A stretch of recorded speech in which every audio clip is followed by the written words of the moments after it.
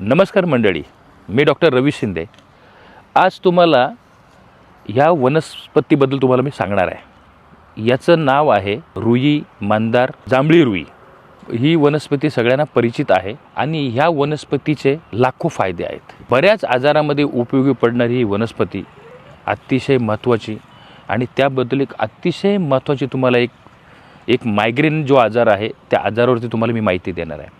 Migraine म्हणजे कुठला migraine?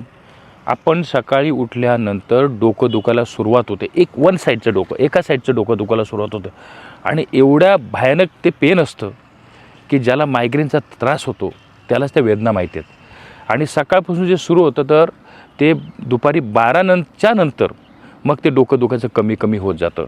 अशा मायग्रेनमध्ये हे तुम्हाला रामबाण काम करतं. हे औषध तुम्हाला रामबाण काम करतं. कशा पद्धतीने घ्यायचे, त्याची मात्रा किती, हे तुम्हाला मी आता सगळं सांगणार आहे. काय करायचं? सकाळी उठल्या म्हणजे साधारणतः सूर्योदयापूर्वी एक बत्ताशा घ्यायचा आहे. त्या बत्ताशामध्ये तुम्हाला एक पान तोडून त्याचं ते दूध असतं, एकच थेंब दुधात टाकून ते खाऊन घ्यायचं आहे. जर बत्ताशा नसेल तर थोडंसं गूळ, त्याला थोडंसं नरम करून गुळाला, त्या गुळामध्ये तो एक थेंब दुधाचा एक थेंब टाकायचा आहे आणि ते गिळून घ्यायचं आहे. घेतल्यानंतर याच्या अर्ध्या तासाने तुम्हाला जिलेबी, 1-2 तुकडे जिलेबीचे तुम्हाला खायचे आहेत. जे तूप आणि साखरेमध्ये कुठली वस्तू बनणार आहे ती गोड कोणती वस्तू चालेल.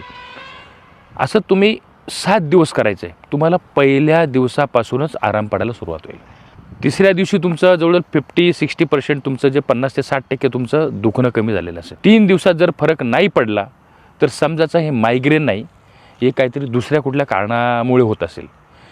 कारण म्हणजे कुठलं? एखाद्याला मानेचा त्रास असेल, ॲसिडिटीमुळे होत असेल किंवा कुठेतरी ब्रेनमध्ये कुठे गाठ असेल, ब्रेन ट्यूमर काहीतरी असेल, त्यामुळे दुखत असेल तर त्याला हे काम करणार नाही. जे मायग्रेन सकाळी उठल्यानंतर 12 वाजेपर्यंत डोकं कंटिन्यू वन साईड दुखत असते, शिरीकडे तुला मोठी झालेली तुम्हाला दिसेल, अशी जाड झाली हिरवी शिर दिसेल, त्या मायग्रेनमध्ये हे काम करतं. 7 दिवसाचा प्रयोग असतो. 7 दिवसामध्ये तुमचं कायमचं मायग्रेन जातं. चला मंडळी, भेटूया आपण नेक्स्ट व्हिडिओमध्ये. धन्यवाद.